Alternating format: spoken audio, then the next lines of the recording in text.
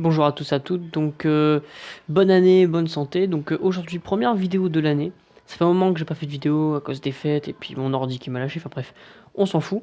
Donc là du coup je vais vous présenter donc, le deck Neftis que j'ai fait à partir des cartes qui sont donc dans la display, les invocateurs cachés. Donc pour l'instant il est pas optimisé, il manque encore quelques petites cartes, mais c'est un deck plutôt sympa. Donc alors dans le main deck, j'ai eu qu'une seule fois le Phénix Sacré Créulian de Neftis. Ce qui est dommage parce qu'il la faudrait 3 fois tellement qu'elle est forte. Donc en fait, vous l'invoquez rituellement. Effet, durant votre main phase, vous allez pouvoir détruire un nombre de cartes Neftis depuis votre main. Et ou terrain, il me semble. Attendez, je vais vous dire ça. Non, depuis votre main et ou terrain, ouais, face recto. Et vous détruisez autant de cartes contrées par votre adversaire que de cartes que vous avez détruites. Donc c'est très fort.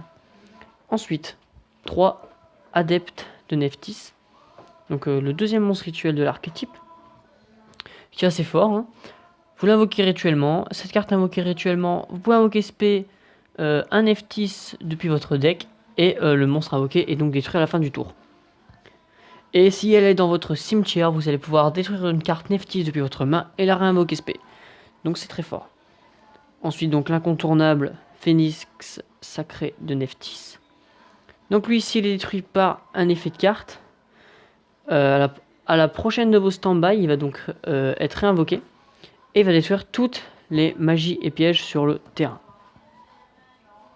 Ensuite, 2 défenseurs de Neftis, donc assez fort cette carte. Hein. Durant votre main phase, vous allez détruire une carte de votre main et si vous le faites invoquer spé, un Neftis de max niveau 4 depuis votre main, ce qui est très très bien.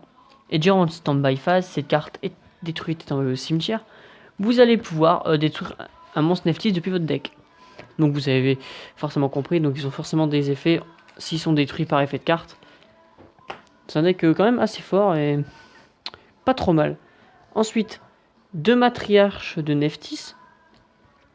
Donc vous pouvez cibler un monstre Neftis de max niveau 4 dans votre cimetière et détruire une carte de votre main. Et si vous le faites, invoquer spécialement le monstre ciblé en position de défense.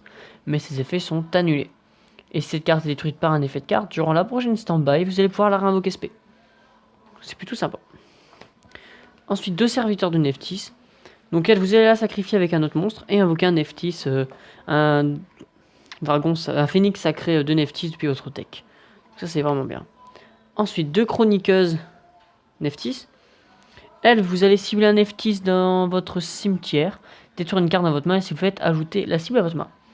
Cette carte est dans votre cimetière et qu'elle a été détruite par un effet de carte, à la stand-by, vous allez ajouter une carte Neftis depuis votre cimetière à votre main. Donc ça va être faire du recyclage. Et disciple de Neftis, que j'aimerais avoir en plusieurs fois. Parce qu'elle elle permet, déjà durant la main phase, vous allez détruire une carte dans votre main. Et si vous le faites, ajouter un monstre Neftis depuis votre deck à votre main. Et si elle est détruite, à votre stand-by, vous allez pouvoir ajouter une magie ou piège Neftis. Donc ça c'est très très bien.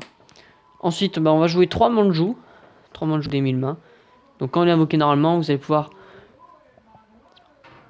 ajouter une magie rituelle ou un monstre rituel. Dans les magies, 3 réincarnations de Neftis que j'ai eu qu'en 2 fois, donc je suis un petit peu déçu pour ça, mais c'est pas grave, on va réussir à le choper ou à l'acheter. Hein. Donc ça, vous pouvez me permettre d'invoquer rituellement les 2 monstres rituels, mais aussi si jamais vous en sacrifiez un pour invoquer l'autre, vous pouvez détruire une carte sur le terrain. C'est cool, hein, c'est très très cool.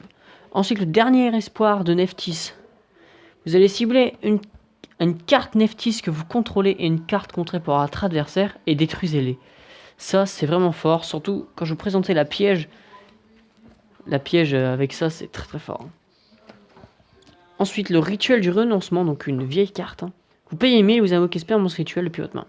Même pas besoin de sacrifier de monstre ni rien, donc c'est fort. C'est bien, et x3 parce que vu qu'il n'y a qu'une magie rituelle dans le deck.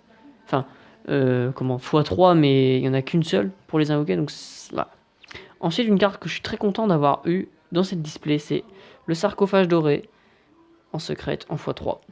Donc ça c'est très vieille carte, très basique. Vous allez bannir une carte depuis votre deck et dans 2 stand-by, vous la récupérez. Ensuite, destruction de main pour avoir un peu de pioche. Parce que ce qui manque dans le deck, c'est de la pioche.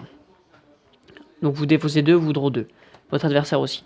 Ensuite, un entraîné dans la tombe, donc ça que j'ai eu dans le deck de démarrage zombie. Hein. Donc vous révélez votre main, votre adversaire aussi, chacun des deux choisit une carte de l'adversaire, vous défaussez la carte et ensuite vous draw une. Donc voilà, c'est pas mal hein, comme carte. Une préparation des rites. Pourquoi? Parce que c'est totalement brique cette carte. C'est bien, vous pouvez aller TP un monstre de max niveau 7 rituel, ajouter une magie rituelle puis votre cimetière à votre main. Seul problème, c'est qu'il faut une magie rituelle dans votre cimetière pour l'activer. Donc c'est chiant. C'est fou, x1. Ensuite, exécution d'un contrat. x1, j'ai eu x3, hein, mais x3, vous l'avez tout le temps en main. Vous n'avez jamais une rituel dans votre cimetière parce que ça invoque trop facilement. Donc x1, c'est bien. En gros, vous payez 800, vous invoquez SP un monstre rituel. C'est une carte équipement. C'est cool. Ensuite, charge de l'âme. Donc vous pouvez invoquer autant de monstres dans votre cimetière que possible. Et si vous le faites, vous recevez 1000 pour chaque monstre invoqué. Et classique, trou noir. Voilà. Ensuite, l'éveil de Nephthys. Alors, l'éveil de Nephthys, tous les monstres Nephthys que vous contrôlez gagnent 300. Cette carte efface recto dans la zone magie et piège et détruite par un effet de carte est envoyée au cimetière. Vous pouvez invoquer SP un Nephthys depuis votre main deck cimetière. Et détruisez-le durant la phase. C'est très fort. Dans le deck, c'est très très fort. Ensuite, un renouvellement du monde. Alors ça, c'est une carte que j'avais achetée pour l'archétype, pas pour mon deck rituel juste avant, hein, donc Armageddon et Reine Ruine de l'oubli, mais qui marche très bien, parce que vous l'avez qu'une seule fois. Donc en gros, vous bannissez un monstre rituel depuis votre deck, et vous pouvez activer un des deux effets. Donc d'abord, pour activer cet effet, vous sacrifiez la carte.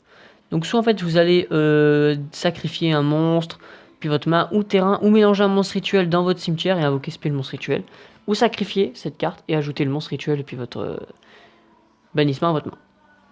C'est cool, x1 c'est largement assez. Ensuite, un appel et un souffle d'aile du phénix. Donc appel étranté, tout le monde connaît. Souffle d'aile du phénix, vous défaussez, vous placez une carte au-dessus du deck de votre adversaire. Ça veut dire sur son terrain, vous allez lui replacer une carte au-dessus de son deck. Voilà. Ensuite, dans l'extra deck, on va jouer Nephthys, la flamme sacrée, qu'une seule fois. J'ai le seum. C'est une très très bonne carte, mais qu'une seule fois. Et Nephthys, là, préservatrice sacrée, que j'ai eu qu'une seule fois aussi. Donc j'ai vraiment le seum parce que c'est des cartes qu'il faudra avoir minimum x2. Alors, Nephthys sacrée, donc une Link 3, 2004. Déjà, quand elle est invoquée, tant qu'elle est sur le terrain, vos monstres Nephthys ne peuvent pas être ciblés par des attaques. Vous claquez ça, vous êtes très très bien. Ensuite, pour son invocation, vous devez minimum un monstre rituel. Si vous avez utilisé un monstre rituel, elle devient non destructible au combat. Si vous avez utilisé deux monstres rituels, elle devient non destructible par des effets de cartes et aussi elle gagne 1200 points d'attaque. Et si c'est 3 monstres, aucun joueur ne peut cibler cette carte avec des effets de cartes et aussi elle gagne 1200 points d'attaque supplémentaires. Ce qui la rend... Vous faites le truc 3 x 3, l'adversaire peut juste la bannir. Et encore. Ensuite, Nephthys. Celui-ci, donc il faut 2 monstres Nephthys. Voilà. Et du coup, son effet, c'est que quand elle est invoquée, vous pouvez activer un des deux effets. Soit vous ajoutez un monstre bête ailé de niveau 8 depuis votre deck à votre main, puis vous pouvez ajouter une magie rituelle depuis votre cimetière à votre main. Recyclage, parfait. Ou sinon, c'est détruire un monstre Nephthys pointé par cette carte et invoquer SP un autre monstre Nephthys de nom différent depuis votre cimetière, mais annuler ses effets. Voilà, donc ça c'est pour le deck. Et ensuite, je vais présenter aussi toutes les autres cartes que j'ai eues lors de cette display. Donc alors, on a combat en présence de l'empereur x3 et rivalité entre seigneurs de guerre x2. Très content, très très content d'avoir eu ça parce que c'est des cartes qui sont recherchées, qui sont méta, qui sont très très fortes. Ensuite, en force gamin, donc où on prend kids, hein, Dodo Cocorico, Toutou Woufouf x2. Ensuite, transforme temps force gamin x4. Et roule rocket force gamin x3, il me semble, les corps de l'autre côté. Ouais, c'est le cas.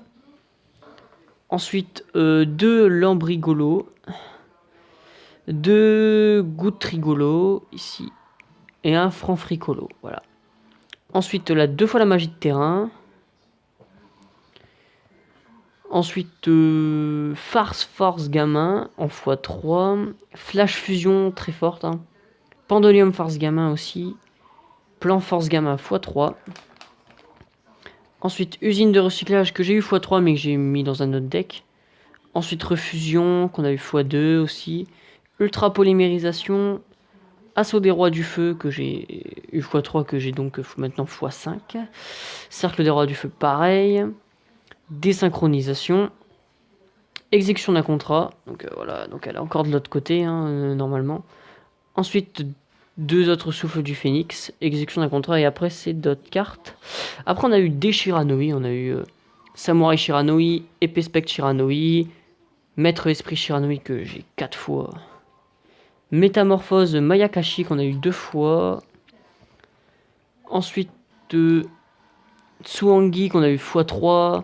Duki qu'on a eu x3. Isha qu'on a eu x3. Ils sont tous ici avec aussi Sorcier du Crépuscule. Donc j'ai eu pas mal de Mayakashi quand même, mais le problème c'est que j'ai pas eu beaucoup de synchro. On a aussi lui, qui est pas mal aussi en x2. Retour Mayakashi x1. Sachou Chevalier de la Roue x1. Celle du coup x2.